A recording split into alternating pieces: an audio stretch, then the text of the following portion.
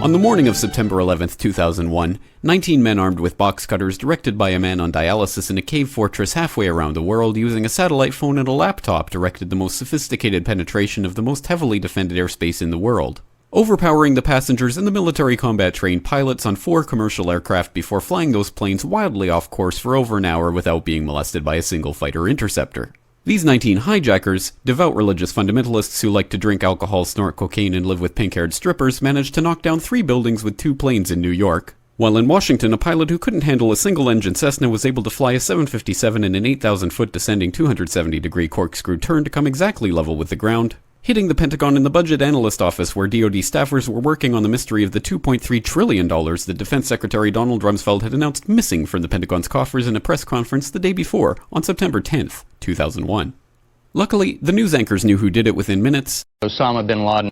The pundits knew within hours. Osama bin Laden. The administration knew within the day. Terrorists who committed these acts and those who harbor them. And the evidence literally fell into the FBI's lap. That a hijacker's passport was found blocks from the World Trade Center crash site, if you can believe that. But for some reason, a bunch of crazy conspiracy theorists demanded an investigation into the greatest attack on American soil in history. That investigation was delayed, underfunded, set up to fail, a conflict of interest, and a cover-up from start to finish. It was based on testimony extracted through torture, the records of which were destroyed.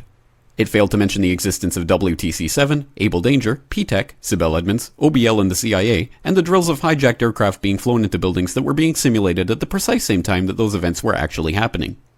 It was lied to by the Pentagon, the CIA, the Bush administration, and as for Bush and Cheney, well, no one knows what they told it because they testified in secret, off the record, not under oath, and behind closed doors. It didn't bother to look at who funded the attacks because that question is ultimately of little practical significance. Still, the 9/11 Commission did brilliantly answering all of the questions the public had, except most of the victims' family members' questions, and pinned blame on all the people responsible, although no one so much as lost their job, determining the attacks were failure of imagination. Because Nobody in our government, at least, and I don't think the prior government that could envision flying airplanes into buildings. Except the Pentagon, FEMA, NORAD, and the NRO. The DIA destroyed 2.5 terabytes of data on Able Danger, but that's okay because it probably wasn't important. The SEC destroyed their records on the investigation into the insider trading before the attacks, but that's okay because destroying the records of the largest investigation in SEC history is just part of routine record keeping. NIST has classified the data that they used for their model of WTC-7's collapse, but that's okay because knowing how they made their model of the collapse would jeopardize public safety. The FBI has argued that all material related to their investigation of 9/11 should be kept secret from the public, but that's okay because the FBI probably has nothing to hide. This man never existed, nor is anything he had to say worthy of your attention, and if you say otherwise, you are a paranoid conspiracy theorist and deserve to be shunned by all of humanity. Likewise him, and her, and her, and her, and him. Osama bin Laden lived in a cave fortress in the hills of Afghanistan, but somehow got away. Then he was hiding out in Tora Bora, but somehow got away. Then he lived in Abbottabad for years, taunting the most comprehensive intelligence dragnet employing the most sophisticated technology in the history of the world for a decade, releasing video after video with complete impunity and getting younger and younger as he did so, before finally being found in a daring SEAL team raid which wasn't recorded on video, in which he didn't resist or use his wife as a human shield, and in which these crack special forces operatives panicked and killed this unarmed man, supposedly the best source of intelligence about those dastardly terrorists on the entire planet. Then they dumped his body in the ocean before telling anyone about it. Then a couple dozen of that team's members died in a helicopter crash in Afghanistan.